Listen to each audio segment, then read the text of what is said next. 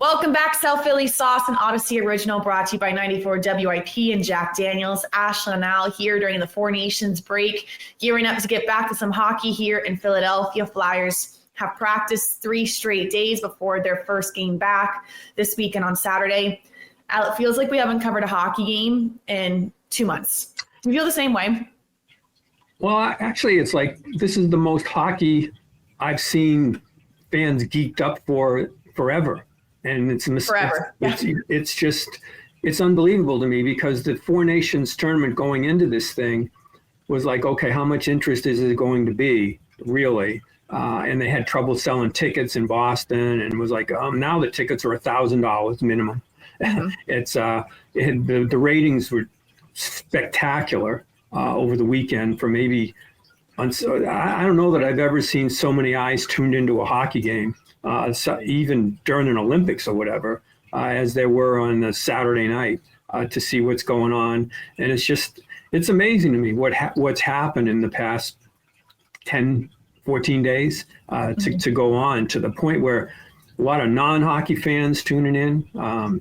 I feel bad for the NBA, everybody's trying to compare now the NHL to the NBA for their, like it's apples and oranges. Regular all-star games are just brutal compared to what's going on in the Four Nations tournament. So it's like, it's been a good week for hockey. It's been a really good week for hockey. Unfortunately, it got politicized a little bit, but aside from that, I mean, it's just been a terrific number of eyeballs that have been attached to the league, to the sport, I guess, and not just here, from around the world. Yeah, I think hockey has really found something here. And it was funny, I was in South Florida this weekend and I was at dinner with my family. And my family, because of me, have become hockey fans, but they're still not necessarily hockey nuts. And my dad and brother could not stop talking about the U.S.-Canada game. Like, they were locked in. They knew every play. They knew everything that happened. They knew about the national anthem, to the point where the table next to us in Fort Lauderdale was like, oh my gosh, I watched that. That was so cool. And I think that's why this is successful, is you're getting new fans engaged in this. There's just something about when you're playing for your country, it shoots it up 20 levels. Yeah, it's been for those of us that have watched this rivalry go on for years, it's a terrific rivalry. Even like covering the women's sport when the U.S. plays Canada, it's a great rivalry. That's why the only upsetting part to me was when there were people jumping on board because they thought it was U.S. people against the Canadians. It isn't like that. It isn't like that. It's been around for so long, and I think when you understand the rivalry, yeah. And then some people jumped on because of the booing of the anthem. And I'm like, look, we know so many Canadians. There's nothing mean to us as a people. Like it's you all know what it is, and it's got nothing to do with actual American people. It's something completely different. And once they hit the ice, once they drop the puck, it's like, if you've been part of this forever, it's like when I was a kid, we never could beat Canadian teams. Then there was the 1980 team that kind of carried over, but it's been going on for so long. And I think now when you watch this tournament, I think as a Flyer fan, you understand why Sidney Crosby is so much more than like a Pittsburgh Penguin. Sidney Crosby is just he's a national icon for the big goals he's scored internationally and all things like that. And I think what the bottom line on this is, for me, I mean, you know how much when we do games against Ottawa or Florida, how I keep raving about the Kachucks. It's like I can't get enough of them. And they were like become cartoon characters to go in, and they're just wild individuals. It's like as close to slap shots you're going to get. But together is incredible. Terrific talent and just the emotion, and that's what people want. To me, people are watching this because it's pure emotion. It's like pure just emotion. And the other part of it that I've never understood is, I know that there's an argument against bare knuckle fighting, but there's something to me, Ashlyn, about you just know when you watch teams play, when there's an actual fight, that it's like this team's trying to beat the other team. And they'll shake hands afterwards and it's fine, but it just puts another another level on it. And it's not just, it's not like UFC stuff where it's just one guy against another. You're actually doing it for a team. And that's what really, really makes the sport different. And I think people are they're really turned on by it. I mean, it's as simple as that. It's as simple. There's an energy to this tournament. And I was one of those that were really skeptical of this thing. I'm like, is this going to work? Mm-hmm. And when it comes to hockey, generally it works because of the people in the jerseys, that they just want to play. It's as simple as that. They just want to play.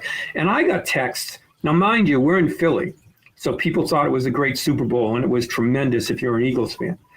But people that I know from around the country, here, Canada, wherever, the most common text I got is, this is so much better than the Super Bowl. Because the actual competition was so much better. It was really competitive. Now, if you're in Philly, obviously, it was the greatest game ever played, the football game. You just beat the hell out of another team. But if you're just a sports fan looking in for just entertainment value, my God, that was 100% entertainment value. It was, because there's so much emotion tied to it. And it spoke such volumes to me that people in South Florida were so dialed into it. It's not the biggest hockey market, but everyone at the restaurant was talking about it and making the argument. My family had never watched an NHL All-Star break before. They're not watching the skating competition. Frankly, they just don't care. And I think that's the issue with a lot of these All-Star games is people just don't care about that stuff anymore. Yeah. Like the home run derby, for example. Like, it was awesome when I was a kid. And I can't tell you the last time I really watched it. No, it's like, and that's what I said. That's why it's hard to, I understand the NBA thing was a disaster, but all of them, like you mentioned, it's just, those are apples and oranges compared to what's going on. The problem, though, is hockey's always had this international stuff. You know, it's always been like the argument against some European players coming over to the NHL originally was, well, they'd rather win the Olympics or the World Championships. The Stanley Cup doesn't mean as much. It's been, now it does because the players have been here so long. But this is, look, when you look back at history, like Jaromir Jagr, he wore number 68 because that's the year his grandfather was killed when the Russians went through Czechoslovakia at that time. Mm-hmm. There's this huge, it's always there, the Soviet bloc, this, that, and the other thing. The Finns against the Russians, the Finns and the Swedes. It's a great friendly rivalry, if you will. But that's always been there. And for U.S. hockey, for somebody like me who grew up as a kid where like one American player, literally one American player in the league when I was growing up, and then a kid I went to high school with ends up in the NHL, it's like, wow, this is unbelievable. And now it's like, U.S. has more players. They're level with Canada. But there's always that rivalry. There's always that one-upsmanship. So it's a great thing. It's Bob Johnson. You say it's a great day for hockey. This is a great tournament for hockey. It is. They found something that sticks, and that's really encouraging. And now I think everyone is even more excited about the Olympics coming up, because if this is a preview, that's going to be must-watch TV here pretty soon. And it was really encouraging just how far Sam Ersson has come to even be in this Four Nations tournament to represent Sweden. He wasn't supposed to play. He gets thrown in there and plays really well. They end up winning that game. Unfortunately, they're out of the tournament, but won the last game. But I was watching that game. I just couldn't help but be happy for him to get this opportunity on a huge stage. Now, isn't that the weird part of this? Like, you're a Flyer fan, and your goaltender's there, and the other team's wearing the U.S. jerseys. Yeah. And it's like, what do I imagine? Roll ahead to Thursday night. You're in Boston Garden. Brad Marchand's one of the all-time heroes in the history of the Bruins, and he's playing for Team Canada. Yeah. It's like, and it's wild. And Flyers fans would have been in an unbelievable spot if Carter had been the Canadian goalie and he was the Flyers goalie. You're kind of in a weird spot here too with, a couple of guys on Team Canada. It's like, it's an odd spot to be. It really is. And I guess you could look at it, it's a no lose.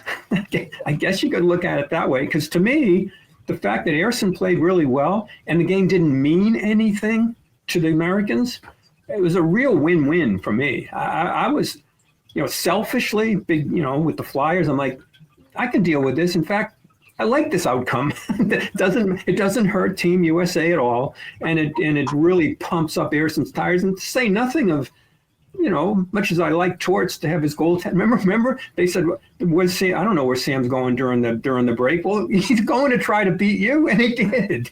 So, that might be something. They have like a Google Calendar or an agenda or like something to write this down. We might have to rerun that on TV.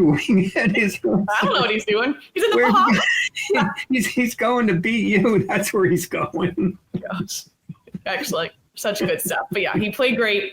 Very cool to see. I thought it was really great for the Flyers to have him in there. Travis Konechny, Travis Sanheim in this well. I know TK was a scratch at one point, but just for the Flyers to be represented in this is encouraging. Yeah, and Sanheim got a big assist on a goal. I mean, he didn't play that great in one game, or he didn't stand out with all those players. It's not easy to stand out what's going on, but I think that he stepped up in the next one. And Konechny, to me, I didn't like him out of the lineup because I thought that his energy, he's got more dog in him. That first game with Canada, although everybody loved the fights, if I was Canadian, and they loved it because you saw the national anthem and everybody's singing and they're all cranked up for it. But I kind of think they got sucked into that a little bit because the Americans needed that energy that came with that 3 fights in 9 seconds, whatever it was. That they really needed. There was an adrenaline rush there that went on, and I think they really fed off of that. I didn't think Canada needed it, which may set them up better for this next game. I'm worried about this next game for Team USA. Yeah. I think Konechny will be a big part. I'm really worried about this. We'll see what happens. I mean, McAvoy was in the defenseman McAvoy who just hit. McDavid scored a great goal, and then McAvoy just absolutely launched himself into him. It was a big, clean hit. But then McAvoy's injured a little bit. Both Kachuks. That'd be a huge loss if either of those Kachuks cannot play to see what's going on. So this is I'm mostly worried about this game, Ashlyn, because Crosby. I just have seen it so many times. I'm like, just somehow put a hat on him, get him somehow. This guy, don't make him be the story when this thing is over. Don't let him be Captain Canada when all this is over. I mean, it sounds dumb when you've got McDavid and McKinnon and all these, and McCarr, and I'm thinking it's the old guy that I'm worried about in this game coming in. So we'll see what happens. And then, how big of a bonus is this for Flyers fans when the season picks up again? Who's in the building? Well, you've got McDavid coming in the building right away, and then the Penguins, they play a couple of times. So, and then Winnipeg, they're going to play with the American goalie. So it's they're going to see a lot of these faces will be more familiar when it picks up a game against the Flyers. Big time. And I was just looking at my Twitter. Emily Kaplan just tweeted that McAvoy is ruled out, but both Kachuks are intended to play on Thursday versus Canada, and they're looking for an injury replacement. I'm curious how that works out, how they have an injury replacement. But this was the worry when we talked about it's a good thing and a bad thing that you have some Flyers in here because this is what you risk. I mean, McAvoy, we don't know the extent of his injury, but this is a brutal blow to his team when he comes back to regular season here. Yeah, it's a huge blow. And McCarr goes back for Canada, and the Americans were missing Quinn Hughes going in. But McAvoy, I mean, when you end up in Mass General Hospital with an infection, there's a pretty good chance you're not going to play that next game. And but I didn't. This is so important to the players. I wondered about it. Like maybe he'll try, but you got to know like. This is the risk, as you mentioned. Like if you're Florida, much as you want your guy to win the medal for Team USA, if Matthew Tkachuk's got a groin injury or a lower body injury. Oh, the Panthers are calling saying, I don't think so. Yeah. Well, but there's no way he's not going to play, right? I mean, right. And you're holding your breath the whole time. It's like, okay, they win a thing. What does that mean for us going forward? Is this going to cost us? Is this going to cost us long term going in here? So that is the risk. It's a huge risk going in, and I understand it. And that's what I've said this time and time again. If I was a player, I would kill to play in that tournament. If I was a general manager, I'd be like, just be careful here, because there's no putting a governor on this thing when once you drop the puck. It's all out, complete sellout to do this. And I mentioned it before, it's not just here. If you've ever watched a U.S.-Canada women's game, man, it is absolute mayhem on what goes on out there. And it's a great tradition. It's a great rivalry, but it's a great risk also. Right. And now we talk about lost in the sauce. It's really just the rest of the season. Like when you have something like this for the week and you come back and there's still a good number of games when the Flyers and really the whole NHL comes back for the rest of the year, it's going to be hard to keep up this same juice the rest of the season, especially for someone like the Flyers, which sadly as of right now are out of it. Yeah,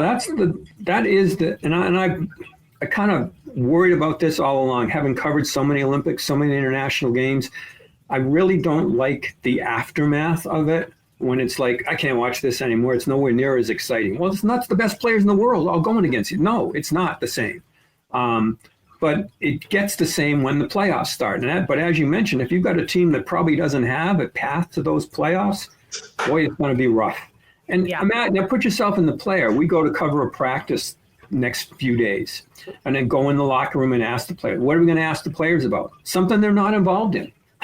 It's except Sam if he's back to come back and what did you think of it? It's all like it pushes the NHL into the background a little bit, and I guess you get a boost from it.